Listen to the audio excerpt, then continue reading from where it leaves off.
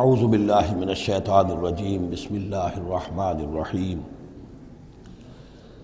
وَلَقَدْ صَدَقَكُمُ اللَّهُ وَعْدَهُ إِذْ تَحُسُّونَهُم بِإِذْنِهِ حَتَّى إِذَا فَشِلْتُمْ وَتَنَازَعْتُمْ فِي الْأَمْرِ وَعَصَيْتُمْ مِنْ بَعْدِ مَا أَرَاكُمْ مَا تُحِبُّونَ مِنْكُمْ مَنْ يُرِيدُ الدُّنْيَا وَمِنْكُمْ مَنْ يُرِيدُ الْآخِرَةَ ثُمَّ صَرَفَكُمْ عَنْهُمْ لِيَبْتَلِيَكُمْ وَلَقَدْ عَفَا عَنْكُمْ وَاللَّهُ ذُو فَضْلٍ عَلَى الْمُؤْمِنِينَ صدق اللہ العظیم۔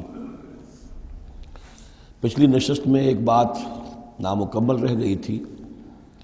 حضور کے انتقال کے موقع پر میں نے جیسا کہ آپ کو بتایا کہ پھر حضرت ابو بکر جب تشریف لائے انہوں نے پھر خطبہ دیا، اس میں یہ آیت بھی پڑھی وَمَا مُحَمَّدٌ إِلَّا رَسُولٌ قَدْ خَلَتْ مِن قَبْلِهِ الرُّسُلُ أَفَإِن مَّاتَ أَوْ قُتِلَ انقلبتم عَلَىٰ أَعْقَابِكُمْ وَمَن يَنقلب عَلَىٰ عَقِبَيْهِ فَلَن يَضُرَّ اللَّهَ شَيْئًا۔ لیکن اس کے ساتھ ہی پھر جو الفاظ انہوں نے خود فرمائے اپنی طرف سے وہ بہت ہی بڑے اہم الفاظ ہیں اور بڑی جو سمجھیے کہ ہمت اور جرت کا مظہر ہے۔ من کان یعبد اللہ من کان یعبد محمدا فإن محمدا قد مات۔ جو کوئی بھی بندگی کرتا تھا پوجتا تھا محمد کی، وہ سن لے کہ محمد کا انتقال ہو گیا صلی اللہ علیہ وسلم۔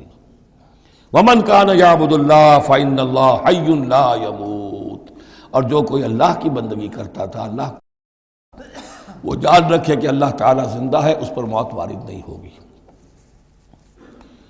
15ویں رکوع کے بعد ہم نے 3 آیتیں اور پڑھ لی تھی، قاری صاحب نے وہ ابھی تلاوت نہیں کی ہے نماز میں۔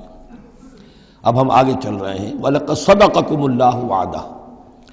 اب یہ جو عارضی شکست ہو گئی تھی اور مسلمانوں کو زخم پہنچی جس سے ان کے دل زخمی تھے، اس کے ضمن میں اب یہ بہت ہی قول فیصل کے انداز میں یہ آیت آئی ہے وَلَقَدْ صَدَقَكُمُ اللَّهُ وَعْدَهُ۔ دیکھو مسلمانوں، تم ہم سے کوئی شکایت نہیں کر سکتے، اللہ نے تم سے اپنا وعدہ پورا کر دیا تھا۔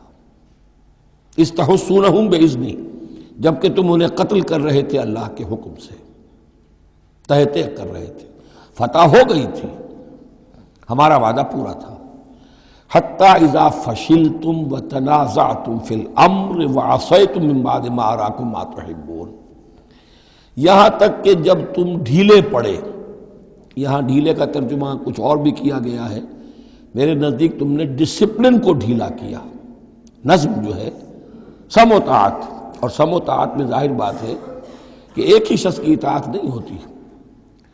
حضور صلی اللہ علیہ وسلم کی اطاعت بھی فرض تھی، اور حضور نے کسی کو امیر مقرر کیا اس کی اطاعت بھی فرض تھی۔ آپ نے فرمایا من اطاعنی فقد اطاع اللہ، جس نے میری اطاعت کی اس نے اللہ کی اطاعت کی۔ ومن عصانی فقد عصی اللہ، جس نے میری نافرمانی کی اللہ کی نافرمانی کی۔ ومن اطاع امیری فقد اطاعنی، جس نے میرے مقرر کردہ امیر کی اطاعت کی اس نے میری اطاعت کی۔ ومن عصی امیری فقد عصانی، جس نے میرے نامزد کردہ امیر کی نافرمانی کی اس نے میری نافرمانی کی۔ تو اگرچہ حضور کے قول کی تو انہوں نے تعویل کر لی تھی کہ حضور نے تو ہم سے کہا تھا وہ شکست کی صورت میں کہ اگر ہم سب بھی اللہ کی راہ میں قتل ہو جائیں، تم دیکھو کہ چیلیں اور کوے ہمارا گوشت کھا رہے ہیں، تب بھی یہاں سے مت ہٹنا، جو ایک تعویل ہو گئی تھی۔ انہوں نے جان بوجھ کر حضور کے حکم کی خلاف ورزی نہیں کی، لیکن خلاف ورزی کی ہے جو لوکل کمانڈر تھے ان کے حکم کی۔ ومن عصا امیری فقد عصانی، یہ ہے اصل معاملہ اجتماعی زندگی کا، جب تک ڈسپلن جماعت نہ ہو، سم و طاعت جو ہے کسا ہوا نہ ہو، نظم جو ہے پورا نہ ہو۔ اب وہ درجہ بدرجہ ہوگا، فوج کا ایک سپہ سالار ہے، لیکن پوری فوج میں پھر کوئی داہنا بازو ہے، میسرہ ہے، میمنہ ہے، قلب ہے، پیچھے ہے، ہراول دستہ ہے، ہر ایک کا ایک کمانڈر ہے۔ اب وہاں پر یہ کہ اگر ان کے جو بھی احکام ہیں ان سے سرتابی ہوگی تو وہ فوج جو ہے پھر جو اس کا انجام ہوگا وہ آپ کو معلوم ہے۔ تو نظم تو ہے ایک جماعت کے اندر درجہ بدرجہ جو بھی نظام سم و طاعت ہے اس کے پورے کی پابندی کرنا۔ حتی اذا فشلتم، جب تم ڈھیلے پڑ گئے، وتنازعتم فی الامر، اور امر میں تم نے جھگڑا کیا، وعصیتم من بعد ما اراکم ما تحبون، اور تم نے نافرمانی کی اس کے بعد کہ تم نے وہ چیز دیکھ لی جو تمہیں محبوب ہے۔ میری تعویل اس آیت کے بارے میں یہ ہے، اور بعض علماء نے تو خیر اس کو بہت پسند کیا ہے، بعض نے جو صحابہ کرام سے اتنا قلبی لگاؤ نہیں رکھتے انہوں نے کہا یہ خام خواہ کو صحابہ کی وکالت کرتے ہیں، میرا یہاں پہ موقف یہ ہے کہ بعد ما اراکم ما تحبون سے مراد مال غنیمت نہیں ہے، اس لیے کہ مال غنیمت کی تقسیم کا قاعدہ جو ہے غزوہ بدر کے بعد ہو چکا تھا، چاہے کوئی شخص کچھ جمع کرے نہ کرے برابر کا حصہ اسے ملے گا۔ یہاں من بعد ما اراکم ما تحبون سے مراد فتح ہے، اور اس کے لیے القرآن یفصل بعضہ بعضا، سورہ صف کی وہ آیت وَأُخْرَىٰ تُحِبُّونَهَا نَصْرٌ مِّنَ اللَّهِ وَفَتْحٌ قَرِیب، گویا کہ یہاں بندہ مومن کو دنیاوی کامیابی کو بھی اپنا مقصود نہیں بنانا ہے۔ کامیابی کسے پسند نہیں ہے؟ مقصود نہیں، مقصود ہے اللہ کی رضا جوئی اور اپنا فرض ادا کرنا، مقصود یہ رہے۔ باقی کامیابی ہو ناکامی ہو جو کچھ بھی ہو اللہ کی مرضی ہے، اللہ کی حکمت ہے، اللہ کب فتح لانا چاہتا ہے وہ بہتر جانتا ہے۔ تو یہاں من بعد ما اراکم ما تحبون اکثر نہیں سمجھا ہے کہ اس سے مراد ہے مال غنیمت کی طلب میں وہ وہاں پہرا چھوڑ کر چلے گئے، میرے نزدیک یہ بات صحیح نہیں ہے۔ یہاں پر ما تحبون سے مراد فتح ہے۔ وَلَقَدْ صَدَقَكُمُ اللَّهُ وَعْدَهُ إِذْ تَحُسُّونَهُم بِإِذْنِهِ حَتَّىٰ إِذَا فَشِلْتُمْ وَتَنَازَعْتُمْ فِي الْأَمْرِ وَعَصَيْتُم مِّن بَعْدِ مَا أَرَاكُم مَّا تُحِبُّونَ مِنكُم مَّن يُرِيدُ الدُّنْيَا، تم میں سے وہ بھی ہیں جو دنیا چاہتے ہیں، دنیا میں کامیابی ہو جائے، ہمارا بول بالا ہو جائے، حکومت ہماری قائم ہو جائے۔ مِنكُم مَّن يُرِيدُ الدُّنْيَا وَمِنكُم مَّن يُرِيدُ الْآخِرَةَ، تم میں وہ بھی ہیں جو صرف آخرت کے طالب ہیں۔ ثم صرفکم عنہم، تو گویا کہ تم ہم سے شکایت نہیں کر سکتے، کوئی شکوہ نہیں کر سکتے، لیکن جب تم نے یہ کام کیا حتی اذا فشلتم وتنازعتم فی الامر وعصیتم من بعد ما اراکم ما تحبون، اس کے بعد فرمایا ثم صرفکم عنہم لیبتلیکم، پھر اللہ نے تمہارا رخ پھیر دیا ان کی طرف سے۔ پہلے تو یہ تھا کہ وہ بھاگ رہے تھے اور تم ان کے پیچھے ان کا تعاقب کر رہے تھے، اب وہ الٹا معاملہ ہو گیا کہ اب تم پیچھے اپنی جان بچانے کے لیے ادھر ادھر جا رہے ہو۔ لیبتلیکم، تاکہ تمہیں اور ابتلا میں مبتلا کرے، امتحان اور لے تمہارا۔ وَلَقَدْ عَفَا عَنْكُمْ، لیکن ساتھ ہی معافی نامہ بھی ہے، اللہ تمہیں معاف کر چکا ہے، جو بھی خطا ہو گئی ہے، جو بھی غلطی ہو گئی ہے، کسی سے ہوئی ہے، اللہ نے معاف فرمایا۔ وَاللَّهُ ذُو فَضْلٍ عَلَى الْمُؤْمِنِينَ، اور اللہ تعالیٰ اہل ایمان کے حق میں بہت فضل والا ہے۔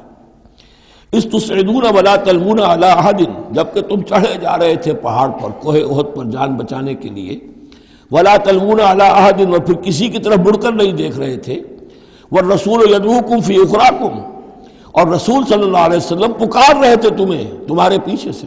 بھگدڑ جب مچ جاتی ہے تو صورت یہ ہو جاتی ہے۔ حضور کے گرد تو آ گیا تھا، نرغہ کر لیا گیا تھا، اور یہ کہ بعض صحابہ نے اپنے جسموں کو ڈھال کا کام، یعنی ڈھال کے طور پر استعمال کیا ہے، تب حضور صلی اللہ علیہ وسلم کو وہ بچانے میں کامیاب ہوئے ہیں۔ ویسے تو بچانے والا اللہ ہے، لیکن جو وسائل دنیاوی ہیں اس کے اعتبار سے۔ فَأَصَابَكُمْ غَمًّا بِغَمٍّ لِكَيْ لَا تَحْزَنُوا عَلَىٰ مَا فَاتَكُمْ، پھر اللہ تم پر غم کے بعد غم مسلسل ڈالتا رہا تاکہ تم غمگین نہ ہوا کرو اس پر کہ جو تم سے تمہارے ہاتھ سے جاتا رہے، وَلَا مَا أَصَابَكُمْ، اور نہ اس تکلیف پر جو تم پر پڑے۔ یعنی رنج سے خوگر ہوا انسان تو مٹ جاتا ہے رنج۔ آدمی کو اگر کبھی اتفاقاً ہی کوئی رنج ہوتا ہو ایک تو وہ رنج کا اثر بہت رہے گا، لیکن جب یہ ہے کہ پے بپے رنج آ رہے ہوں، اور سب سے بڑا رنج جو آیا وہ حضور کے انتقال کی خبر جب اڑ گئی تو اپنے تن بدن کا تو ہوش ہی نہیں رہا کہ کسی کو کیا زخم لگا ہوا ہے اور خود اس کا کوئی بازو کٹا ہوا ہے۔ اس طریقے سے اللہ تعالیٰ نے ان کے جو اس وقت کی کیفیت تھی اس میں ایک تخفیف پیدا کر دی۔ واللہ خبیر بما تعملون، اور اللہ تعالیٰ باخبر ہے اس سے جو تم کر رہے تھے۔ ثم انزل علیکم من بعد الغم امنۃ، پھر اس غم کے بعد اللہ تعالیٰ نے تم پر ایک اونگ، نیند سی طاری کر دی، نعاسن امنۃ نعاسن، یغشا طائفۃ منکم، کہ جو تم میں سے ایک گروہ کے اوپر جو ہے وہ طاری ہو گئی۔ اور یہ نیند جو آتی ہے یہ اطمینان قلب کا مظہر ہوتی ہے، کہ جیسے اب سب کچھ انسان نے بھلا دیا اور یہ کہ ایک اس کی کیفیت جو ہے ہو گئی ہے، تو یہ اللہ کی رحمت کے طور پر ہوا۔ وَطَائِفَةٌ قَدْ أَهَمَّتْهُمْ أَنفُسُهُمْ يَظُنُّونَ بِاللَّهِ غَيْرَ الْحَقِّ، البتہ ایک گروہ ایسا تھا کہ جنہیں اپنی جانوں کی پڑی ہوئی تھی اور وہ اللہ کے بارے میں ناحق گمان کر رہا تھا، ظن الجاہلیہ، جہالت والے گمان کر رہا تھا۔ یعنی اگر کوئی بچے کھچے منافقین بھی رہ گئے تھے عبداللہ ابن ابی کے 3 سے آدمیوں کے جانے کے بعد، اگر کوئی 2-4 ہوں تو ان کا حال یہ تھا کہ اس وقت انہیں اپنی جانوں کے لالے پڑے ہوئے تھے، جب یہ کیفیت ہو تو وہ اون کیسے آئے گی؟ تو ان کا تو حال یہ تھا کہ ان کے دل میں وسوسے آ رہے تھے کہ اللہ نے تو مدد کا وعدہ کیا تھا، وہ مدد تو پھر جھوٹی ہو گئی، بات تو اللہ کا جو ہے اللہ کی بات سچی ثابت نہیں ہوئی، ظن جاہلیت ان کے دماغوں میں پیدا ہو رہا تھا۔ وَطَائِفَةٌ قَدْ أَهَمَّتْهُمْ أَنفُسُهُمْ، انہیں اپنی جانوں کے لالے پڑ گئے، يَظُنُّونَ بِاللَّهِ غَيْرَ الْحَقِّ ظَنَّ الْجَاهِلِيَّةِ، وہ اللہ کے بارے میں گمان کر رہے تھے ناحق، کہ جاہلیت کا ظن تھا۔ يَقُولُونَ هَلْ لَنَا مِنَ الْأَمْرِ مِنْ شَيْءٍ، اور وہ کہہ رہے تھے کہ ہمارے لیے بھی کوئی اختیار میں حصہ ہے یا نہیں۔ ہو سکتا ہے یہ وہ لوگ ہوں جنہوں نے اس وقت بھی مشورہ دیا تھا کہ جیسے حضور کی رائے تھی کہ مدینے کے اندر ہی محصور رہ کر جنگ کی جائے، ہماری بات نہیں مانی گئی تو ہمارا بھی کوئی اختیار ہے کہ نہیں، ساری بات محمد کی چلے گی صلی اللہ علیہ وسلم۔ یہ بھی جماعتی زندگی میں ہوتا ہے، انسان جو ہے پسند نہیں کرتا، ہر شخص چاہتا ہے میری بات بھی ہو، میری بات کو بھی مانا جائے، میری رائے جو ہے وہ بھی چلے۔ آخر ہم سب اپنے امیر کی رائے ہی مانتے رہیں، کیسے ہوگا؟ تو حل لنا من الامر من شیء، وہ ہمارے بھی اختیار میں کچھ ہے یا نہیں، ہمارا بھی کوئی اختیار ہے کہ نہیں؟ قل، کہہ دیجئے ان الامر کلہ للہ، امر اور اختیار تو کل کا کل اللہ کے لیے ہے۔ یخفون فی انفسہم ما لم یبدون لک، اے نبی یہ اپنے دل میں وہ بات چھپا رہے ہیں ما لا یبدون لک، جو آپ پر ظاہر نہیں کر رہے، ان کے دل میں کیا ہے اب اللہ کھول کر بتا رہا ہے۔ یقولون لو کان لنا من الامر شیء، یہ کہہ رہے ہیں کہ اگر ہمارا اختیار چلتا، ہماری رائے مانی جاتی، ہمارے مشورے پر عمل ہوتا، ما قتلنا ہاہنا، تو ہم یہاں قتل نہ ہوتے، یعنی ہمارے اتنے لوگ یہاں پر شہید نہ ہوتے۔ قل، اے نبی ان سے کہیے لو کنتم فی بیوتکم، اگر تم سب کے سب اپنے گھروں میں ہوتے، لبرز الذین کتب علیہم القتل، تب بھی جن لوگوں کے حق میں اللہ کا فیصلہ ہو چکا تھا کہ وہ قتل ہوں، وہ تو کشا کشا میدان میں پہنچ جاتے، الی مضاجعہم، جو بھی ان کے کھیت رہنے کی جگہیں تھیں اللہ کے علم میں، انہیں وہاں پہنچ جانا تھا۔ یہ تو اللہ تعالیٰ کے فیصلے ہوتے ہیں، تمہاری تدبیر سے اس کا کوئی تعلق نہیں۔ جن کے لیے یہ طے تھا اللہ کے علم میں، اللہ کی مشیت میں، کہ انہیں یہ جو خلعت فاخرہ ہے، شہادت کی پہنانی ہے، وہ آتے خود بخود پہنچ جاتے، گھروں سے نکل کر آتے کشا کشا۔ وَلَيَبْتَلِيَ اللَّهُ مَا فِي صُدُورِكُمْ، اور یہ تو اللہ تعالیٰ اصل میں جھان پھٹک کر رہا ہے جو تمہارے دلوں میں ہے، اس کی ابتلا کر رہا ہے، آزما رہا ہے۔ وَلَيُمَحِّصَ مَا فِي قُلُوبِكُمْ، اور تاکہ وہ بالکل پاک اور خالص کر دے جو کچھ تمہارے دلوں میں ہے۔ وَاللَّهُ عَلِيمٌ بِذَاتِ الصُّدُورِ، اور اللہ تعالیٰ سینوں کے اندر کی مخفی باتوں کو بھی جانتا ہے۔ إِنَّ الَّذِينَ تَوَلَّوْا مِنكُمْ يَوْمَ الْتَقَى الْجَمْعَانِ، وہ لوگ کہ جو میدان جنگ سے چلے گئے اس دن جس دن کی دو جمعیتیں ایک دوسرے کے مقابلے میں آئیں۔ یہ تذکرہ ہو رہا ہے کچھ ایسے حضرات کا کہ جو جنگ کی جب شدت ہوئی تو وہ جان بچانے کے لیے جیسے کچھ لوگ کوہ احد پر چڑھے تھے، وہ ذرا اس سے آگے بڑھ کر میدان ہی سے فرار کر گئے۔ ان میں حضرت عثمان رضی اللہ تعالیٰ عنہ کا نام بھی آتا ہے۔ اب وہ کیفیت ایسی اضطراری کیفیت تھی کہ اس میں کسی سے کسی ضعف کا، کمزوری کا اظہار ہو جائے تو وہ بالکل ایک قرین قیاس بات ہے۔ جب حضرت عمر سے اظہار ہو گیا تو اور بہرحال حضرت عثمان رضی اللہ تعالیٰ عنہ کا درجہ تو ان کے بعد ہی ہے، وہ جذبات میں آ کر تلوار چھوڑ کر بیٹھ گئے۔ تو اسی طرح کی بات ہے، ان الذین تولوا منکم یوم التقى الجمعان، بے شک وہ لوگ جو ہٹ گئے میدان سے، فرار کی راہ اختیار کر گئے جس دن کے دو فوجیں آپس میں لڑی۔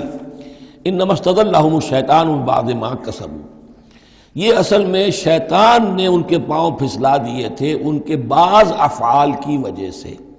کوئی کسی وقت تقصیر ہو گئی ہے، کوئی کوتاہی کسی وقت ہو گئی ہے، اور وہ ہر ایک سے ہو سکتی ہے، معصوم تو صرف نبی ہوتے ہیں۔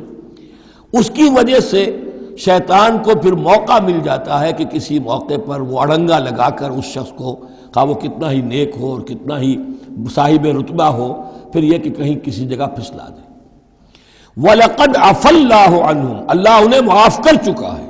یہ الفاظ بہت اہم ہیں، اس لیے کہ اہل تشیع نے اس چیز کو بہت اچھالا ہے، حضرت عثمان کی جو ہے وہ توہین کرتے ہیں، ان کے اوپر تنقید کرتے ہیں کہ یہ تو بھاگ گئے تھے میدان جنگ سے پیٹھ دکھا کر، اب وہاں یہ بھول جاتے ہیں کہ اللہ تعالیٰ نے تو اعلان کیا ہے ان کی معافی کا، چاہے حضرت عثمان تھے یا اور بھی تھے۔ وَلَقَدْ عَفَا اللَّهُ عَنْهُمْ، اللہ انہیں معاف کر چکا ہے۔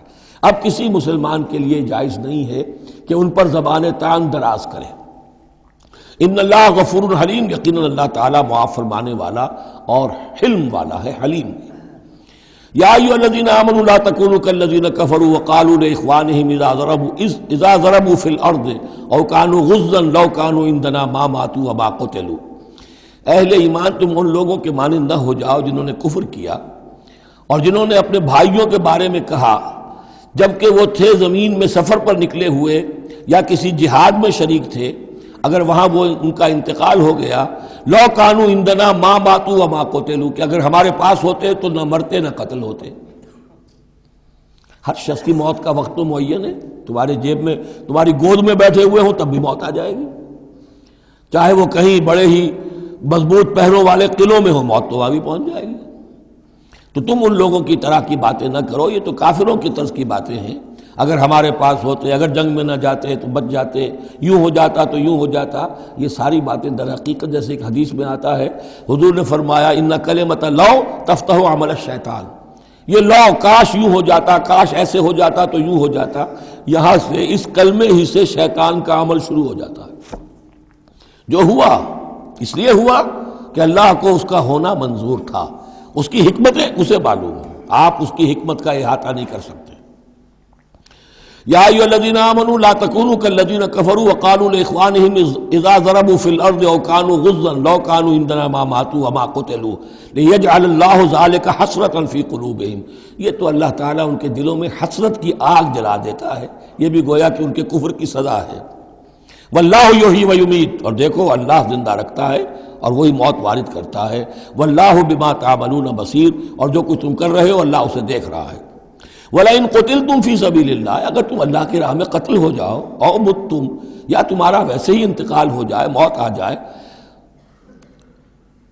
او قتلتم، یا تم قتل ہو جاؤ، وَلَئِن قُتِلْتُمْ فِي سَبِيلِ اللَّهِ او متم لَمَغْفِرَةٌ مِّنَ اللَّهِ وَرَحْمَةٌ خَيْرٌ مِّمَّا يَجْمَعُونَ، تو چاہے اللہ کی راہ میں قتل ہو جاؤ یا ویسے موت آ جائے، اللہ تعالیٰ کی طرف سے جو مغفرت تمہیں ملے گی وہ اور رحمت ملے گی وہ کہیں بہتر ہے ان چیزوں سے جو تم جمع کر رہے ہو۔ اور 10 سال جی لیتے تو کیا کر لیتے، اور کچھ جمع کر لیتے۔ اللہ تعالیٰ نے شہادت کی موت دے دی، اس سے بڑی اور تمہارے لیے شہادت کون سی ہوگی۔ وَلَئِن مُتُّمْ أَوْ قُتِلْتُمْ لَإِلَى اللَّهِ تُحْشَرُونَ، اور چاہے تمہیں بستروں پر موت آئے، چارپائیوں پر جان نکلے، اور چاہے تم قتل ہو، ہر حال میں تمہیں بہرحال اللہ کی جناب میں جمع کر دیا جائے گا، گھیراؤ کر کے تمہارا وہاں لے جایا جائے گا، آخری منزل تو وہی ہے۔ فرق کیا ہے کہ بستر پر پڑے ہوئے دم توڑ رہے ہیں یا یہ کہ میدان جنگ کے اندر شہید ہو گئے۔ فَبِمَا رَحْمَةٍ مِّنَ اللَّهِ لِنتَ لَهُمْ، یہ آیت بھی بڑی اہم ہے سورہ مبارکہ کی، اجتماعی زندگی، جماعتی زندگی، جو بھی امیر ہوں، صاحب امر ہوں، جن کے پاس ذمہ داریاں ہوں، ان کے تحت ان کے ساتھی ہیں، آخر وہ انسان ہیں، ان کے بھی جذبات ہیں، ان کے بھی احساسات ہیں، ان کی عزت نفس بھی ہے، ان کے ساتھ نرمی کی جانی چاہیے، سختی نہیں۔ کوئی ملازم ہے، ملازم کے ساتھ آپ سختی کر سکتے ہیں، لیکن یہ تو والنٹیئرز ہیں، جو بھی آیا ہے، جو بھی حضور کے ساتھ تھا، کون تھا وہ؟ کوئی تنخواہ یافتہ سپاہی تو نہیں تھا، وہ کوئی مرسنریز تو نہیں تھے، یہ لوگ آئے ہیں ایمان کی وجہ سے آئے ہیں۔ اب بھی کوئی جماعت ہے، دینی جماعت بنی ہے، تو جو بھی لوگ اس میں کام کر رہے ہیں تو وہ جو ساتھی ہیں ان کے ساتھ ان کے امراء کو نرم رویہ اختیار کرنا چاہیے۔ فَبِمَا رَحْمَةٍ مِّنَ اللَّهِ لِنتَ لَهُمْ، تو یہ تو اللہ کی رحمت کی بات ہے، اللہ کی رحمت کا مظہر ہے نبی کہ آپ ان کے حق میں بہت نرم ہیں۔ وَلَوْ كُنْتَ فَظًّا غَلِيظَ الْقَلْبِ، اور اگر ہوتے آپ تند خو اور سخت دل، لَانفَضُّوا مِنْ حَوْلِكَ، تو یہ آپ کے ارد گرد سے منتشر ہو جاتے، آپ کو چھوڑ کر چلے جاتے۔ کوئی کارواں سے ٹوٹا، کوئی بدگما حرم سے، کہ امیر کارواں میں نہیں خوئے دل نوازی۔ لَانفَضُّوا مِنْ حَوْلِكَ فَاعْفُ عَنْهُمْ، اب چونکہ اتنی بڑی غلطی ہوئی تھی، بہت بڑا چرکا لگ گیا تھا مسلمانوں کو، حضور سے کہا جا رہا ہے اپنے ان ساتھیوں کے بارے میں بھی اپنے دل میں میل مت آنے دیجیے۔ غلطی ہو گئی ہے، کوتاہی ہو گئی ہے، اللہ نے معاف کر دیا ہے، فاعف عنہم، تو آپ بھی انہیں معاف کر دیں، عام حالات میں بھی معاف کرتے رہا کریں۔ واستغفر لہم، جو خطا ہو گئی یا ہو جائے اس پر استغفار کیا کریں ان کے لیے۔ وشاورہم فی الامر، اور یہ نہ کریں کہ اب آئندہ ان کی کوئی بات نہیں سننی، نہیں، مشورے میں شامل رکھیے ان کو بھی، اور ان سے مشورہ کرتے رہا کیجیے امر میں۔ اس سے بھی باہمی اعتماد پیدا ہوتا ہے کہ ہمارا امیر ہم سے مشورہ کرتا ہے، ہماری بات کو اہمیت دیتا ہے۔ یہ بھی گویا کہ در حقیقت اجتماعی زندگی کے لیے بہت ہی ضروری بات ہے۔ فَإِذَا عَزَمْتَ، البتہ جب مشورے کے بعد آپ کا دل ٹھک جائے، آپ ایک ارادہ کر لیں، فیصلہ کر لیں، فتوکل علی اللہ، تو اب کسی شخص کی بات کی پرواہ نہ کیجیے، پھر توکل سارا اللہ کی ذات کے اوپر۔ یعنی حضور نے مشورہ کیا تھا اس وقت، کچھ لوگوں کی رائے وہی تھی جو حضور کی رائے تھی، لیکن کچھ حضرات نے کہا کہ ہم تو کھلے میدان میں، ہم کاہے کو جان بچا کر بیٹھے یہاں پر، ہمیں تو شہادت کی موت چاہیے، شہادت ہے مطلوب و مقصود مومن۔ تو حضور نے ان کی رعایت کی، فیصلہ کر دیا۔ اب جو فیصلہ حضور کا ہے اب اس پر توکل، اس لیے کہ اس کے فوراً بعد جب حضور حضرت عائشہ کے حجرے سے برآمد ہوئے ہیں تو خلاف معمول آپ نے زرہ پہنی ہوئی تھی، ہتھیار لگائے ہوئے تھے، اس سے اندازہ ہو گیا کہ معاملہ کوئی سخت ہے جو آنے والا ہے۔ تو پھر ان لوگوں نے کہا حضور ہم اپنی رائے واپس لیتے ہیں، جو آپ کی رائے اس پر عمل کر لیں، یہ اس کا معاملہ ہے۔ جب ایک فیصلہ ہو جائے تو یہ نہیں کہ اب دل میں یقین ہو جائے آدمی ابھی ادھر ابھی ادھر، نہیں، پھر اس کے اوپر جم جائے۔ فَإِذَا عَزَمْتَ، جب آپ ایک فیصلہ کر لیں، فَتَوَكَّلْ عَلَى اللَّهِ، تو اللہ پر توکل کیجئے، ان اللہ یحب المتوکلین، یقیناً اللہ تعالیٰ توکل کرنے والوں کو پسند کرتا ہے۔ ان ینصرکم اللہ فلا غالب لکم، اے مسلمانوں دیکھو، اگر اللہ تمہاری مدد کرے گا کوئی تم پر غالب نہیں آ سکتا۔ وَإِن یخذلکم، اور اگر اللہ تمہاری مدد چھوڑ دے، دستکش ہو جائے، فمن ذا الذی ینصرکم من بعدہ، تو کون ہے وہ جو تمہاری مدد کرے گا اس کے بعد۔ وعلی اللہ فلیتوکل المؤمنون، پس اللہ ہی پر توکل کرنا چاہیے ایمان والوں کو۔ وما کان لنبی ان یغل، اور کسی نبی کی یہ شان نہیں ہے کہ وہ غل کرے۔ اب یہ غل اور غل یہ دو الفاظ ہیں عربی زبان کے، عام طور پر جو غل کا لفظ آتا ہے وہ مال غنیمت میں سے کسی چیز کا چوری کر لینا، اور غل ہے دل میں کینہ ہونا۔ تو ایک خیال تو یہ ہے، اور یہ روایات ہیں کہ حضور پر کچھ منافقوں نے الزام لگایا تھا کہ مال غنیمت میں آپ نے کوئی خیانت کی ہے، معاذ اللہ ثم معاذ اللہ۔ تو اس کا جواب دیا جا رہا ہے کسی نبی کی یہ شان نہیں ہے کہ وہ کوئی چوری کرے، کوئی چیز چھپائے۔ وَمَن یغلل یأت بما غل یوم القیامہ، اور جو کوئی ایسا کام کرے گا وہ تو پھر جو کچھ اس نے چھپایا ہوگا لے کر حاضر ہوگا قیامت کے دن۔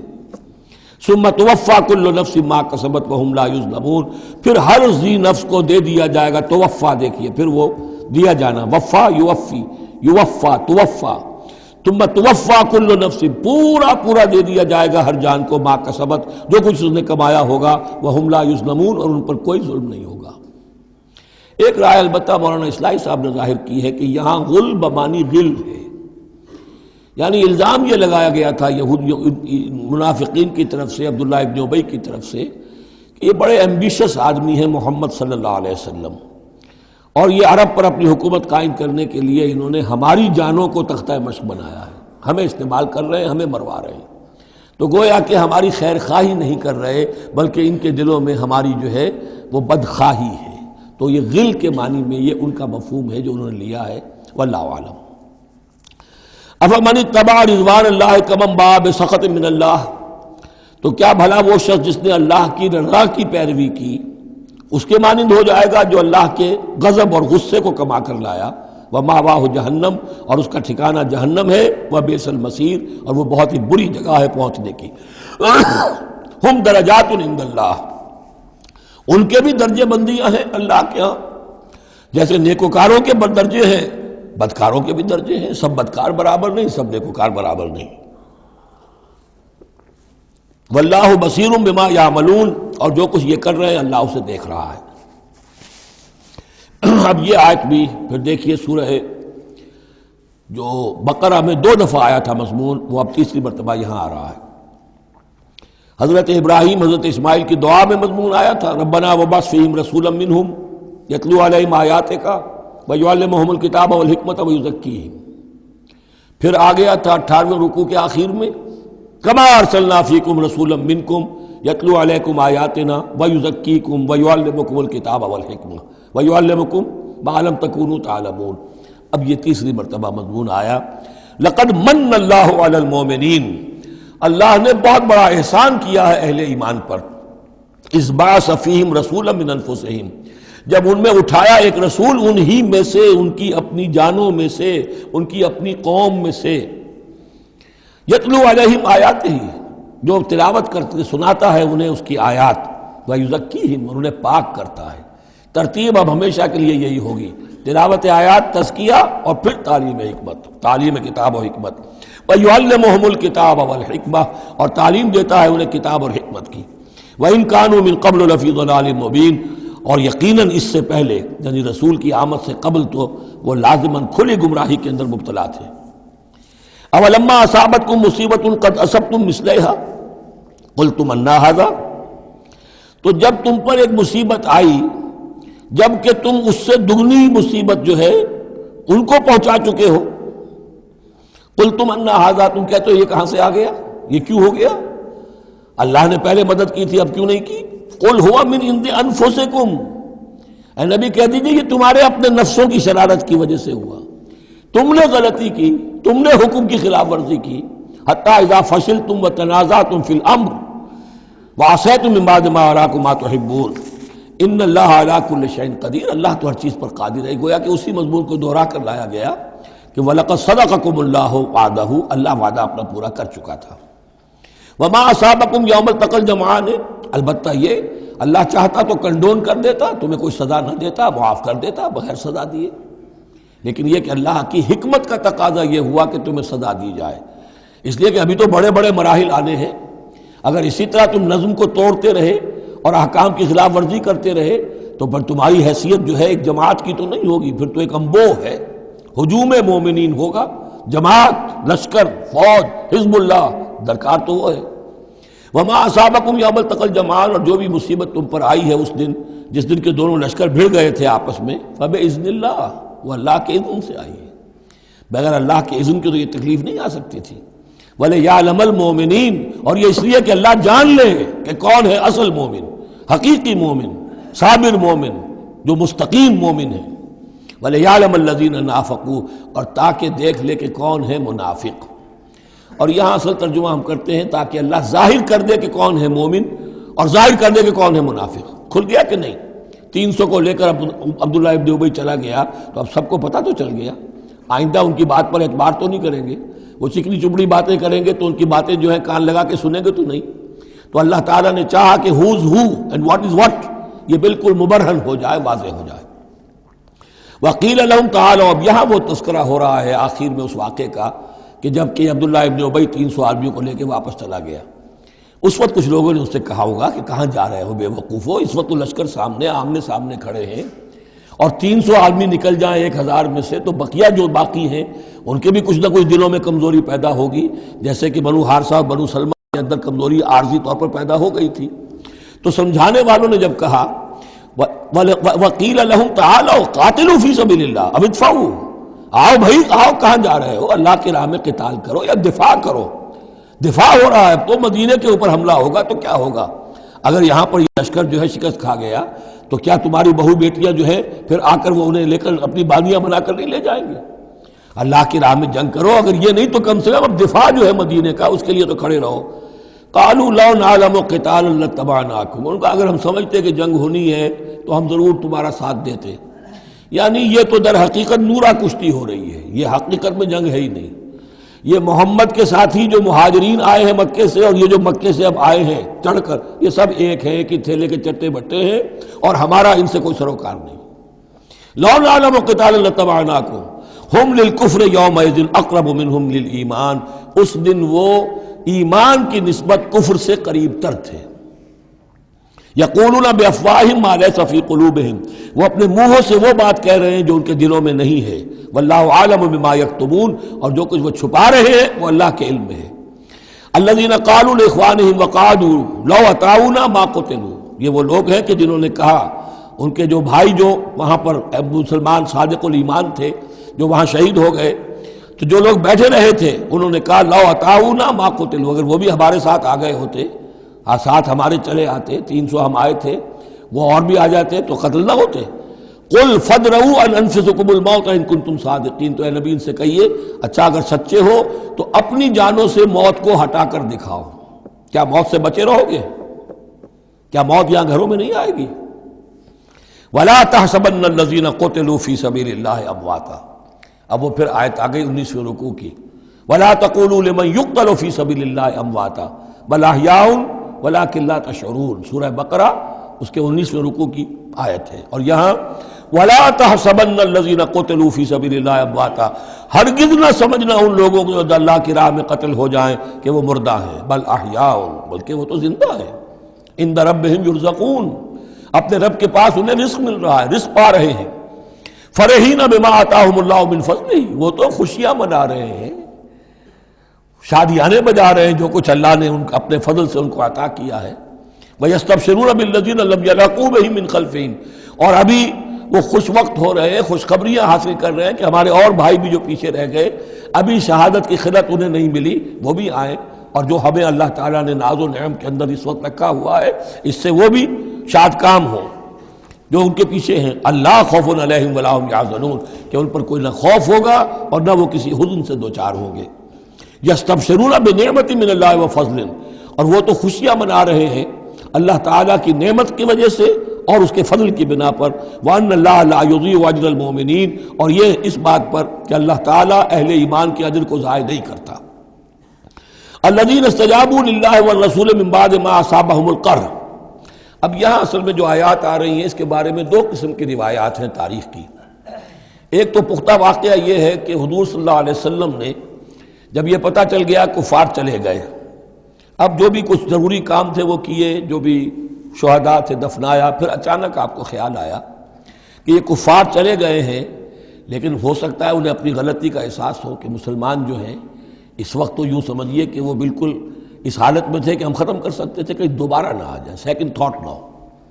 تو آپ نے فیصلہ کیا کہ مسلمانوں چلو تعاقب کرو تاکہ انہیں معلوم ہو جائے کہ ہماری ہمت ہاری ہوئی نہیں ہے، انہیں پتہ چلے گا کہ مسلمان اس وقت بھی اس کیفیت میں کہ ہمارے تعاقب میں آ رہے ہیں تو پھر وہ جرأت نہیں کریں گے۔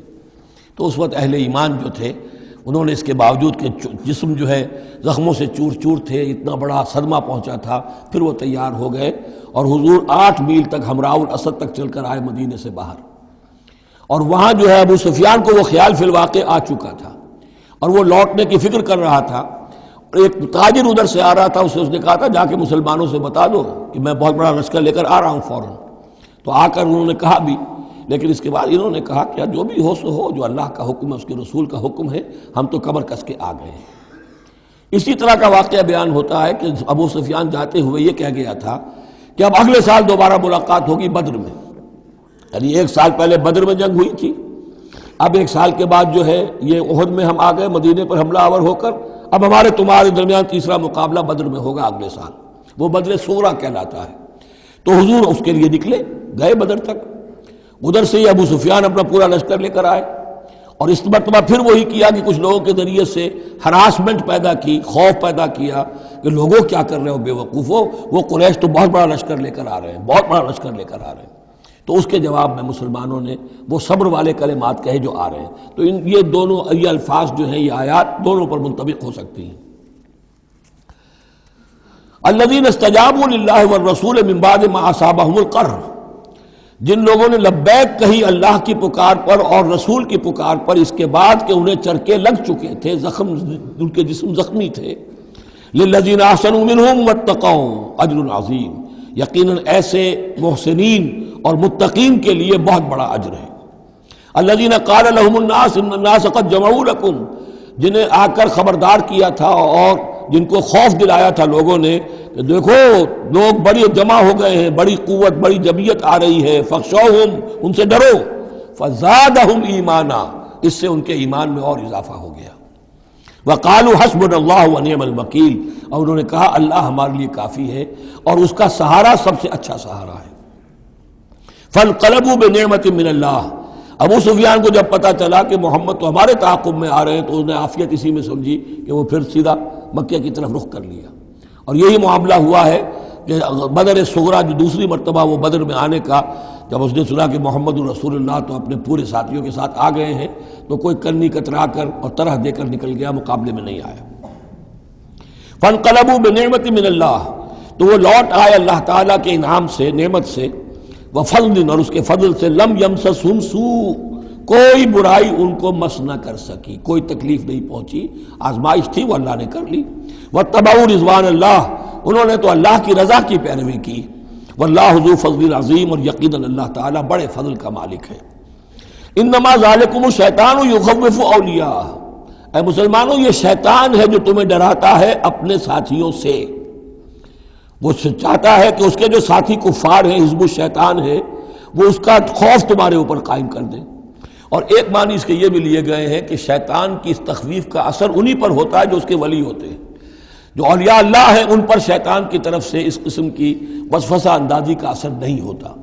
ذالکم الشیطان یخوف اولیاءہ، وہ ڈراتا ہے تمہیں اپنے دوستوں سے یا ڈراتا ہے اپنے دوستوں کو. جو شیطان کے ساتھ رشتہ رکھتے ہیں، جو اس کی باتیں سنتے ہیں، انہی پر اثر ہوتا ہے شیطان کی طرف سے اس قسم کی وسوسہ اندازیوں کا. فلا تخافوہم، تو تم ان سے مت ڈرو، وخافونی، مجھ سے ڈرو، ان کنتم مؤمنین، اگر تم سچے، اگر تم مومن صادق ہو.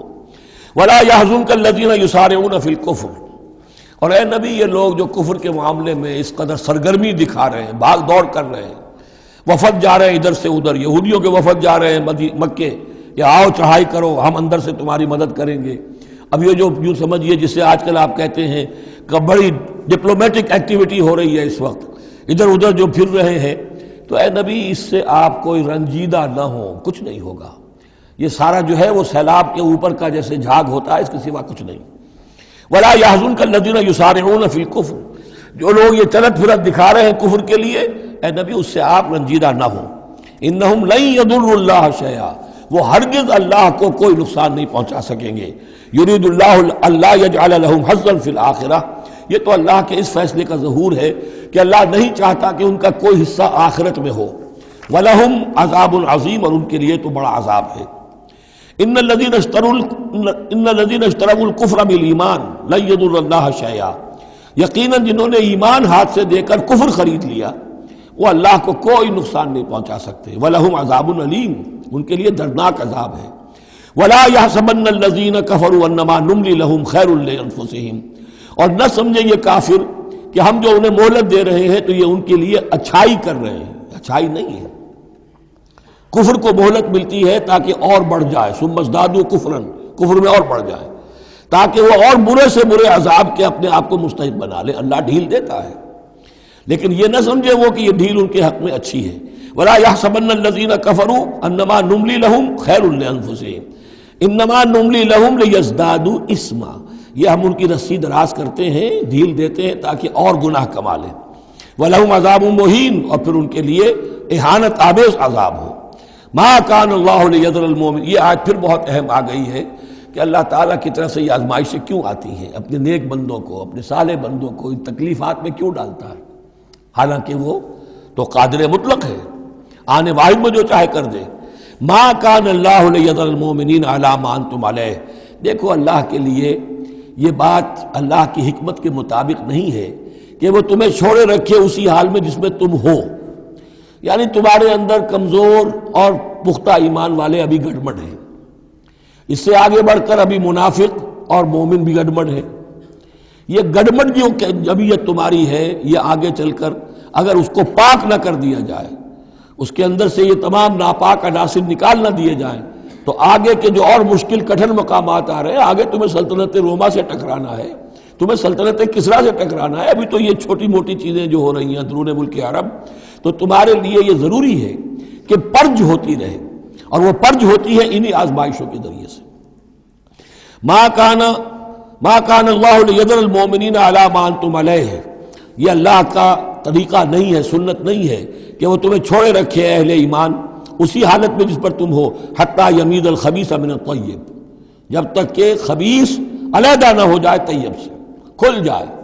یہ خبثاء ہے، یہ منافقین ہیں، یہ وہ لوگ ہیں، یہ ففتھ کالمسٹ ہیں، بات واضح ہو جائے، اور صرف صادق الایمان لوگ وہ بالکل نکل کر علیحدہ ہو جائے. وما کان اللہ لیطلعکم علی الغیب، اور اسی طریقے سے اللہ تعالیٰ کی یہ بھی طریقہ نہیں ہے کہ غیب کی خبریں تمہیں دے. لیکن اللہ یجتبی من رسلہ من یشاء، ہاں یہ معاملہ اللہ تعالیٰ نے کہ غیب کے حالات کی اطلاع دینا یہ اپنے رسولوں کے لیے رکھا ہوا ہے، جس کو وہ چن لیتا ہے رسولوں میں سے وہ غیب کے حالات بھی بتاتا ہے. وہ غیب ان کو از خود معلوم نہیں ہوتا، اللہ کے بتانے سے معلوم ہوتا ہے. یعنی یہ کہ ان آزمائشوں میں کیا حکمتیں ہیں، کیا اس میں تمہارے لیے خیر آ رہا ہے، ہر چیز ہر ایک کو نہیں پڑھائی جائے گی بچوں کی طرح، البتہ یہ کہ یہ چیزیں ہم رسولوں کو بتا دیتے ہیں. فآمنوا باللہ ورسلہ، تمہارے لیے طریقہ صحیح کیا ہے؟ ایمان پختہ رکھو اللہ پر اور اس کے رسولوں پر. وَإِن تُؤْمِنُوا وَتَتَّقُوا فَلَكُمْ أَجْرٌ عَظِيمٌ، اور اگر تم یہ دو شرطیں پوری کر دو گے، ایمان میں ثابت قدم رہو گے، تقوی پر کاربند رہو گے، تو تمہارے لیے بہت بڑا اجر ہے۔ وَلَا يَحْسَبَنَّ الَّذِينَ يَبْخَلُونَ بِمَا آتَاهُمُ اللَّهُ مِنْ فَضْلِهِ هُوَ خَيْرًا لَّهُمْ، اسی طرح نہ سمجھے وہ لوگ کہ جو بخل کر رہے ہیں اس مال کے ساتھ جو اللہ نے انہیں دیا ہے اپنے فضل میں سے، کہ یہ ان کے لیے خیر ہے۔ ظاہر بات ہے جب جنگ احد کے لیے تیاری ہو رہی ہوگی، حضور نے کہا ہوگا کہ لاؤ بھائی لوگ اب کچھ پیسے دیں، کچھ مال و اسباب جمع کریں تاکہ اسباب جنگ جو ہے وہ فراہم کیے جائیں۔ اب جو ان میں سے غنی تھے، ان میں سے جن لوگوں نے بخل کیا، اب ان پر اشارہ ہو رہا ہے کہ انہوں نے بخل کر کے بچا لیا، وہ یہ نہ سمجھے کہ یہ کوئی اچھا کام کیا ہے۔ وَلَا يَحْسَبَنَّ الَّذِينَ يَبْخَلُونَ بِمَا آتَاهُمُ اللَّهُ مِنْ فَضْلِهِ، اللہ نے اپنے فضل سے انہیں جو کچھ عطا کیا ہے، اب اس میں بخل سے کام لے رہے ہیں کہ وہ ان کے لیے اچھا ہے، بل ہوا شر لہم، یہ ان کے لیے بہت برا ہے۔ سَيُطَوَّقُونَ مَا بَخِلُوا بِهِ يَوْمَ الْقِيَامَةِ، اسی مال کے توق بنا کر ان کے گردنوں میں پہنائے جائیں گے قیامت کے دن، جو بخل انہوں نے کیا تھا۔ وَلِلَّهِ مِيرَاثُ السَّمَاوَاتِ وَالْأَرْضِ، اور آسمانوں اور زمین کی وراثت بالآخر اللہ ہی کے لیے ہے۔ آج یہ تمہارے پاس ہے، یہ میرے پاس ہے، بالآخر سب کچھ اللہ کے لیے رہ جائے گا، ہم نہیں ہوں گے، ہمارے بعد کسی اور کا، پھر کسی اور کا، اور پھر یہ سارا مال و اسباب ہاتھ بدلتے ہوئے بالآخر میراث تو اللہ کی ہے۔ وَلِلَّهِ مِيرَاثُ السَّمَاوَاتِ وَالْأَرْضِ وَاللَّهُ بِمَا تَعْمَلُونَ خَبِيرٌ، اور جو کچھ تم کر رہے ہو اللہ اس سے باخبر ہے۔ یہاں وہ 18 رکوع مکمل ہو گئے، 6 رکوع جو غزوہ احد کے بیان میں تھے۔ اب 2 کنکلوڈنگ رکوع ہے اس سورہ مبارکہ کے۔ لَقَدْ سَمِعَ اللَّهُ قَوْلَ الَّذِينَ قَالُوا إِنَّ اللَّهَ فَقِيرٌ وَنَحْنُ أَغْنِيَاءُ، اللہ نے سن لی ہے بات، قول ان لوگوں کا جو یہ کہتے ہیں کہ اللہ فقیر ہے، ہم غنی ہیں۔ ان میں منافقین بھی شامل ہو سکتے ہیں اور یہودی بھی۔ جب حضور کہتے تھے اللہ تعالیٰ کو ضرورت ہے قرض حسنہ دو، تو گویا کہ اللہ تو فقیر ہوا، پھر محتاج ہوا، ہم غنی ہیں، ہمارے پاس دولت ہے۔ سَنَكْتُبُ مَا قَالُوا، ہم لکھ لیں گے جو کچھ انہوں نے کہا ہے۔ بڑا غصہ ہے اس کے اندر، ہم لکھ لیں گے جو کچھ انہوں نے کہا ہے۔ فوراً تو نہیں پکڑتے، لیکن ایک وقت آئے گا کہ جس دن انہیں اپنے اس قول کی پوری جو ہے اس کی سزا مل جائے گی۔ اور صرف یہی نہیں، قتلہم الانبیاء بغیر حق، اور جو نبیوں کو یہ قتل کرتے رہے ناحق، وَنَقُولُ ذُوقُوا عَذَابَ الْحَرِيقِ، اور ہم کہیں گے کہ اب چکھو مزہ اس جلا دینے والے سلگتی ہوئی آگ کا۔ ذَلِكَ بِمَا قَدَّمَتْ أَيْدِيكُمْ، اور یہ سب کچھ ہے تمہارے اپنے ہاتھوں نے جو آگے بھیجا ہے۔ وَأَنَّ اللَّهَ لَيْسَ بِظَلَّامٍ لِّلْعَبِيدِ، اور اللہ تو اپنے بندوں کے حق میں ہرگز ظالم نہیں ہے۔ الَّذِينَ قَالُوا إِنَّ اللَّهَ عَهِدَ إِلَيْنَا، یہ گویا کہ پھر یہود کی طرف رخ ہو گیا ہے، جیسا کہ اس صورت میں پہلے تھا، اس رکوع میں 19ویں میں۔ جو لوگ یہ کہتے ہیں کہ اللہ نے ہم سے ایک عہد لے لیا تھا، اللہ نؤمن لرسول حتی یاتینا بقربان تاکلہ النار، کہ ہم کسی رسول پر ایمان نہ لائیں جب تک کہ وہ ایسی قربانی پیش نہ کرے جسے آگ کھا جائے۔ یہ ابتدائی زمانے میں جیسا کہ میں نے عرض کیا تھا، عہد طفولیت تھا نوع انسانی کا، تو خرق عادت چیزیں بہت ہوتی تھی۔ ان میں سے ایک بات یہ بھی تھی یہود کے ہاں ابتدائی دور میں کہ اگر کوئی شخص قربانی پیش کرتا ہے اللہ کی جناب میں، کوئی بچڑا اس نے ذبح کیا، پیش کر دیا، اللہ کے لیے صدقہ کیا، نذر کیا ہے، تو آسمان پر سے ایک آگ اترتی تھی جو اسے بھسم کر دیتی تھی۔ یہ علامت ہوتی ہے اس کی کہ یہ قربانی قبول ہو گئی۔ جیسے حابیل اور قابیل کے قصے میں ہے کہ دونوں نے کچھ پیش کیا، قربا قربانا فتقبل من احدہما ولم یتقبل من الآخر، ایک کی قبول ہو گئی دوسری کی نہیں ہوئی۔ پتہ کیسے چلا؟ آپ اگر قربانی کرتے ہیں عید الاضحیٰ میں، کس کی قربانی قبول ہوئی کس کی نہیں ہوئی کیا پتہ، یہ تو اللہ ہی جانتا ہے۔ لیکن پہلے ایسی علامات حسی ہوتی تھی کہ پتہ چل جاتا تھا یہ قربانی اللہ نے قبول کر لی۔ تو اسی کے لیے انہوں نے کہا کہ ہم سے تو عہد لے لیا تھا اللہ نے کہ ہم کسی رسول کو جب تک کہ وہ یہ معجزہ نہ دکھائے اس وقت تک نہیں مانیں گے، تو اگر محمد رسول ہے تو یہ معجزہ دکھائیں۔ یہ تھی بات جس کا جواب دیا جا رہا ہے۔ قُلْ قَدْ جَاءَكُمْ رُسُلٌ مِّن قَبْلِي بِالْبَيِّنَاتِ، اے نبی ان سے کہیے تمہارے پاس مجھ سے پہلے بہت سے رسول آئے واضح معجزوں کے ساتھ، وَبِالَّذِي قُلْتُمْ، اور وہ معجزہ بھی انہوں نے دکھایا جو تم کہہ رہے ہو۔ فَلِمَ قَتَلْتُمُوهُمْ، پھر تم نے انہیں کیوں قتل کیا؟ ان کنتم صادقین، اگر تم سچے ہو۔ فَإِن كَذَّبُوكَ، پھر اے نبی اگر وہ آپ کو جھٹلا دیں، فَقَدْ كُذِّبَ رُسُلٌ مِّن قَبْلِكَ، تو یہ آپ ہی کے ساتھ معاملہ نہیں ہوا، آپ سے پہلے بھی جو رسول تھے انہیں جھٹلایا گیا۔ گویا کہ یہ تو اس راستے کی ایک عام جو ہے وہ تجربہ ہے جو آپ کو بھی کرنا پڑے گا، جو اس سے پہلے نبیوں کے ساتھ ہوا ہے۔ جاؤ بالبینات، وہ بھی آئے تھے واضح نشانیاں لے کر، واضح معجزات کے ساتھ، والزبر، اور صحیفے لے کر، والکتاب المنیر اور روشن کتاب لے کر۔ کل نفس ذائقۃ الموت، ہر ذی نفس کو موت کا مزہ چکھنا ہے، ایک دن تو موت آ جائے گی۔ وَإِنَّمَا تُوَفَّوْنَ أُجُورَكُمْ يَوْمَ الْقِيَامَةِ، اور دوسری بات، تمہیں لازماً تمہارے اجر پورے پورے دے دیے جائیں گے۔ انما توفون اجورکم یوم القیامہ، قیامت کے دن۔ فمن زحزح عن النار، تو جو کوئی بچا لیا گیا جہنم سے، آگ سے، وادخل الجنہ، اور داخل کر دیا گیا جنت میں، فقد فاز، وہ کامیاب ہو گیا۔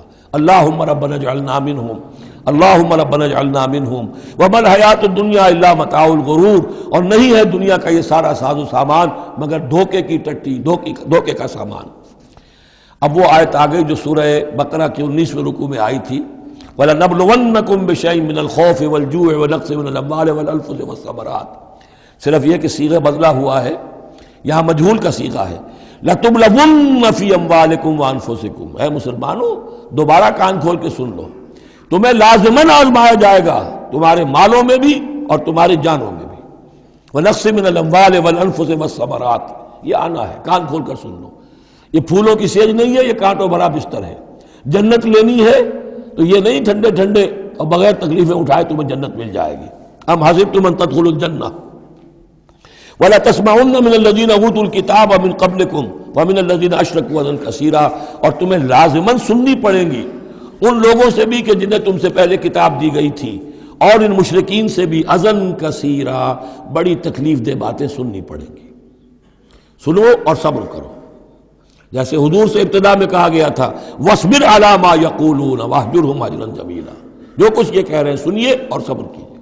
اور ہمیں خوب معلوم ہے، کسی نے آ کر کہہ دیا مجنون ہے، کسی نے کہہ دیا شاعر ہیں، کسی نے کہا ساحر ہیں، کسی نے کہا مسحور ہیں۔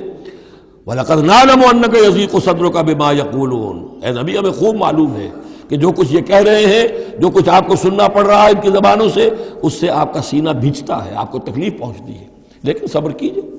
وہی بات ہے جو کہی جا رہی ہے مسلمانوں سے، وَإِن تَصْبِرُوا وَتَتَّقُوا فَإِنَّ ذَلِكَ مِنْ عَزْمِ الْأُمُورِ، اور اگر تم صبر کیے رہو گے، ثابت قدم رہو گے اور تقویٰ کی راہ اختیار کیے رکھو گے، فَإِنَّ ذَلِكَ مِنْ عَزْمِ الْأُمُورِ، تو یہ بڑے ہمت کے کاموں میں سے ہے۔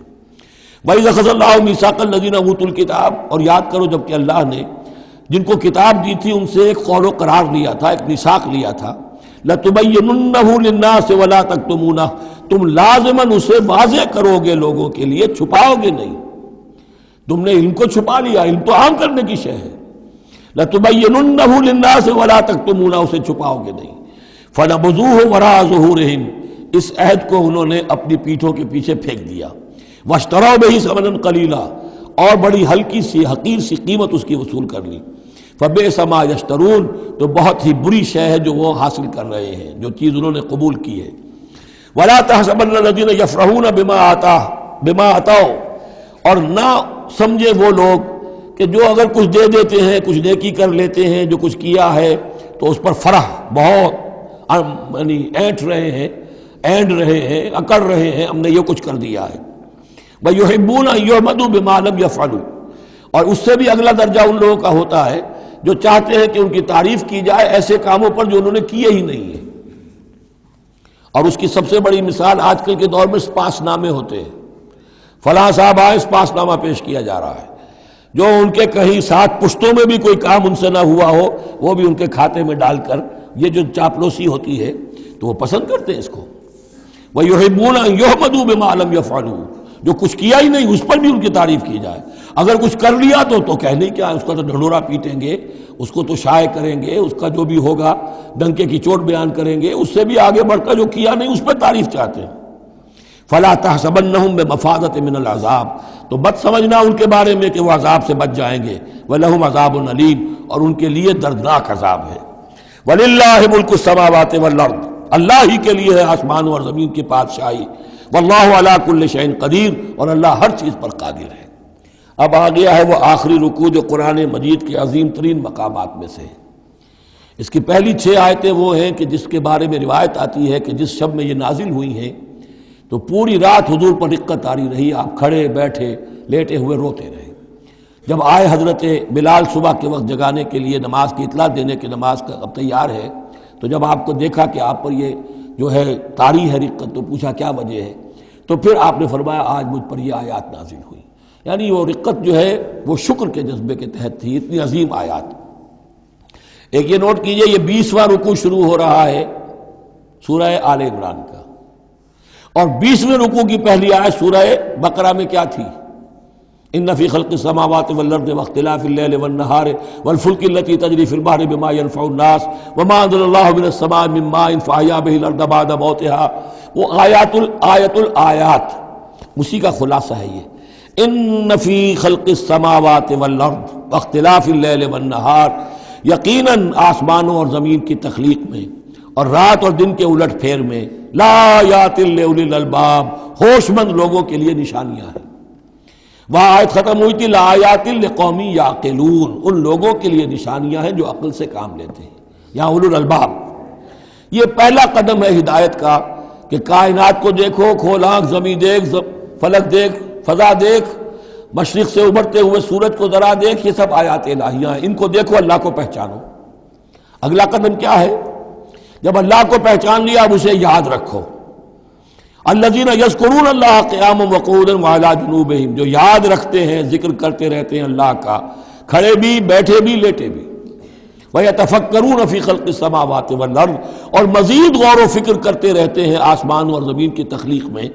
وہ ایک دوسرے نتیجے تک پہنچتے ہیں، پکار اٹھتے ہیں ربنا ما خلقت ھذا باطلا، اے رب تو نے یہ سب کچھ بیکار تو پیدا نہیں کیا ہے، بے مقصد تو پیدا نہیں کیا ہے. اور پھر ذہن ان کا منتقل ہوتا ہے اپنی طرف، ہمارا مقصد کیا ہے، میں کس لیے پیدا کیا گیا، میری زندگی بس یہی ہے، کھاؤ پیو اولاد جنو اور دنیا سے رخصت ہو جاؤ، اللہ اللہ خیر صلی اللہ. تو کیا مقصد ہوا زندگی کا؟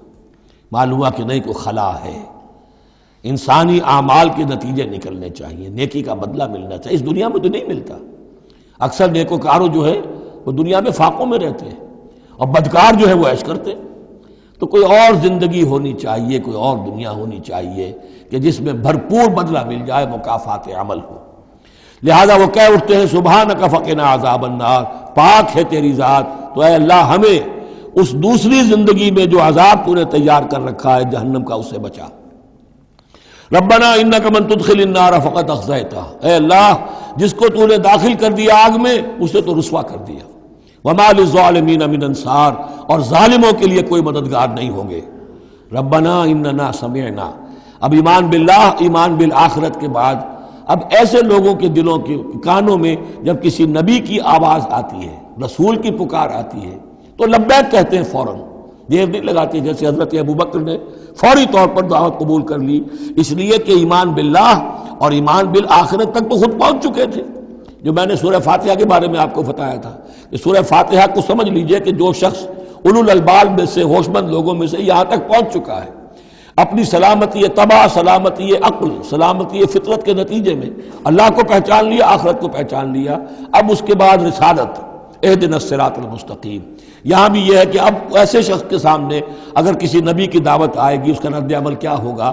ربنا اننا سمعنا منادیا ینادی للایمان، اے رب ہم نے ایک ندا کرنے والے، پکارنے والے کی پکار کو سنا، وہ ایمان کی صدا لگا رہا تھا، ایمان کی ندا دے رہا تھا. ان آمنوا بربکم، کہ ایمان لاؤ اپنے رب پر. فآمنا، تو اے رب ہمارے اب ایمان لے آئے.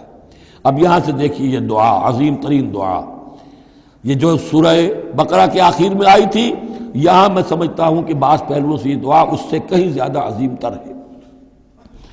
ربنا فاغفر لنا ذنوبنا، پیسا ہے ہمارے رب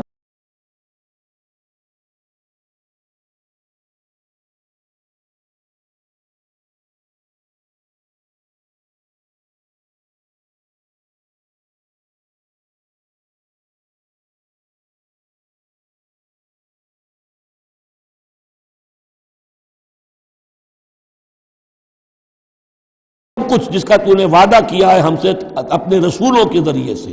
ولا تخزنا یوم القیامہ، ہمیں قیامت کے دن رسوا نہ کیجو. انک لا تخلف المیعاد، یقیناً تو اپنے وعدے کے خلاف کرنے والا نہیں ہے. ہمیں شک ہے تو اس بات میں ہے کہ آیا ہم تیرے ان وعدوں کے مصداق ثابت ہو سکیں گے یا نہیں. لہذا تو اپنی شان غفاری سے ہماری کوتاہیوں پر پردہ پوشی کیجو، اور ہمیں دے دیجو وہ سب کچھ جو تو نے وعدہ کیا ہے رسولوں کے ذریعے سے. فاستجاب لہم، اب یہ ہے دعا کی قبولیت کی انتہا، فوراً اس دعا کے بعد قبولیت۔ اللہ نے ان کی دعا قبول فرمائی، انی لا اضیع عمل عامل منکم، کہ میں تم میں سے کسی عمل کرنے والے کے کسی عمل کو ضائع کرنے والا نہیں ہوں، من ذکر او انثی، خواہ وہ مرد ہو خواہ عورت، بعضکم من بعض، تم ایک دوسرے ہی میں سے ہو، ایک ہی باپ کے نطفے سے بیٹا اور بیٹی، اور ایک ہی ماں کے رحم میں پلی ہے بیٹی بھی اور بیٹا بھی۔ فالذین ہاجروا، تو میرے وہ بندے اور اے میرے وہ بندوں جنہوں نے یہ کام کیے میرے لیے، فالذین ہاجروا، جنہوں نے ہجرت کی، وَأُخْرِجُوا مِن دِيَارِهِمْ، جو اپنے گھروں سے نکال دیے گئے، وَأُوذُوا فِي سَبِيلِي، جنہیں میری راہ میں ایذائیں پہنچائی گئیں، وَقَاتَلُوا، اور انہوں نے میری راہ میں جنگ کی، وَقُتِلُوا، جانیں بھی دے دی، قتل ہو گئے، لَأُكَفِّرَنَّ عَنْهُمْ سَيِّئَاتِهِمْ، کوئی شک ہی نہیں، لازماً میں ان سے ان کی برائیوں کو دور کر دوں گا، ان کے نامہ اعمال میں کوئی دھبے ہوں گے انہیں بھی دھو دوں گا، وَلَأُدْخِلَنَّهُمْ جَنَّاتٍ تَجْرِي مِن تَحْتِهَا الْأَنْهَارُ، اور لازماً داخل کروں گا انہیں ان باغات میں جن کے نیچے نہریں بہتی ہیں، ثوابا من عند اللہ، اور یہ بدلہ ہوگا اللہ کے پاس سے، واللہ عنده حسن الثواب، اور یقیناً اچھا بدلہ اللہ ہی کے پاس ہے۔ اب اس کے بعد جو 4 آیتیں رہ گئی، 5 آیتیں، یہ پھر ایک کنکلوڈنگ ہے تمام پر، چونکہ اس وقت اس صورت میں کچھ یہود کا ذکر ہوا، نصارہ کا، اہل کتاب کا، اہل ایمان کا، مشرکین کا بھی۔ لا یغرنک تقلب الذین کفروا فی البلاد، اے نبی صلی اللہ علیہ وسلم، یہ کافر جو بھاگ دوڑ کر رہے ہیں ادھر سے ادھر، ادھر سے ادھر، اور سازشیں کر رہے ہیں اور جمعیتیں فراہم کر رہے ہیں اسلام کو ختم کرنے کے لیے، اس سے آپ دھوکے میں نہ آئیں، ان کی طاقت کے بارے میں کہیں آپ مروب نہ ہو جائیں۔ لا یغرنک تقلب الذین کفروا فی البلاد متاع قلیل، یہ ہم نے تھوڑی دیر کے لیے انہیں ساز و سامان دے دیا ہے، ثم ماواہم جہنم، پھر ان کا ٹھکانہ جو ہے وہ تو جہنم ہی ہے، وبئس المہاد، اور وہ بہت برا ٹھکانہ ہے۔ لیکن الذین اتقوا ربہم، اس کے برعکس جن لوگوں نے اللہ کا اپنے رب کا تقوی اختیار کیا، لہم جنات تجری من تحتہا الانہار خالدین فیہا، ان کے لیے باغات ہوں گے جن کے دامن میں ندیاں بہتی ہوں گی، اس میں وہ ہمیشہ ہمیشہ رہیں گے، نزلا من عند اللہ، اور یہ بھی ابتدائی مہمان نوازی ہوگی اللہ کی طرف سے، نزل، وما عند اللہ خیر للابرار، اور مزید جو اللہ کے پاس ہے وہ بہت بہتر ہے نیکوکار لوگوں کے لیے۔ یہ نوٹ کر لیجئے، جو میں نے وہ حدیث کے الفاظ بار بار سنائے کہ جنت کی اصل نعمتیں وہ ہے ما لا عین رات ولا اذن سمعت وما خطر علی قلب بشر، یہ جو کچھ قرآن میں ذکر ہے یہ نزل ہے، ابتدائی مہمان نوازی ہے۔ وَإِنَّ مِنْ أَهْلِ الْكِتَابِ لَمَن يُؤْمِنُ بِاللَّهِ وَمَا أُنزِلَ إِلَيْكُمْ، اور اہل کتاب میں وہ بھی ہیں، اچھے لوگ بھی ہیں جو ایمان رکھتے ہیں اللہ پر بھی، وما انزل الیکم، اور اس پر بھی جو تم پر نازل کیا گیا، وما انزل الیہم، اور اس پر بھی جو ان کی طرف نازل کیا گیا، خاشعین للہ، ان کے دلوں میں اللہ کا خوف ہے، عجز کرتے ہیں، عاجزی اور تواضع برتتے ہیں، لا یشترون بآیات اللہ ثمنا قلیلا، وہ اللہ کی آیات کو حقیر سی قیمتوں پر فروخت نہیں کرتے، اولئک لہم اجرہم عند ربہم، یقیناً ایسے لوگوں کا اجر ان کے رب کے پاس محفوظ ہے، ان اللہ سریع الحساب، یقیناً اللہ تعالی حساب لینے میں دیر نہیں لگاتا۔ آخری آیت پھر بہت جامع ہے، یا ایھا الذین آمنوا، اہل ایمان، اصبروا، صبر کرو، وصابروا، صبر میں اپنے دشمنوں سے بڑھ جاؤ۔ مصابرت جو ہے باب مفعلہ، اس میں مقابلہ آتا ہے، ایک تو ہے صبر کرنا، ایک صبر وہ بھی تو کر رہے ہیں نا، ان یمسسکم قرح فقد مس القوم قرح مثلہ، تمہیں چرکا آج لگا ہے، 1 سال پہلے انہیں چرکا لگا تھا، 70 مارے گئے تھے، اور وہ 1 سال کے اندر پھر آگے چڑھائی کر کے، تو تم اپنا دل جو ہے غمگین کر کے کیوں بیٹھے ہوئے ہو؟ تو تمہیں تو ان سے بڑھ کر صبر کرنا ہے، ان سے بڑھ کر قربانیاں دینی ہے، تبھی تو تم در حقیقت اللہ تعالیٰ کے صحیح وفادار ثابت ہوگے۔ یا ایھا الذین آمنوا اصبروا وصابروا ورابطوا، رابطوا مرابطہ جو ہے پہرے کو بھی کہتے ہیں، اور یہ کہ ربط، نظم، ڈسپلن، مضبوط، مربوط، وہ جو آیا حتی اذا فشلتم وتنازعتم فی الامر، تم نے ڈھیلا کیا اپنا نظم، تم نے جو ہے وہ سب اطاعت کے اندر کمی کی، لہذا تمہارے اوپر یہ اللہ تعالیٰ کی طرف سے صدا آ گئی۔ یا ایھا الذین آمنوا اصبروا وصابروا ورابطوا، اہل ایمان صبر پر جاگزی رہو اور صبر کے مقابلے میں دوسروں سے آگے نکل جاؤ، ورابطوا اور مربوط رہو، واتقوا اللہ لعلکم تفلحون، اور آخری اور اہم ترین چیز اللہ کا تقوی اختیار کیے رکھو تاکہ تم فلاح پاؤ۔ یہ سب کچھ کرو گے تو فلاح ملے گی، ایسے ہی گھر بیٹھے فلاح نہیں ملتی۔ بارک اللہ لی ولکم فی القرآن العظیم ونفعنی وإیاکم بالآیات والذکر الحکیم۔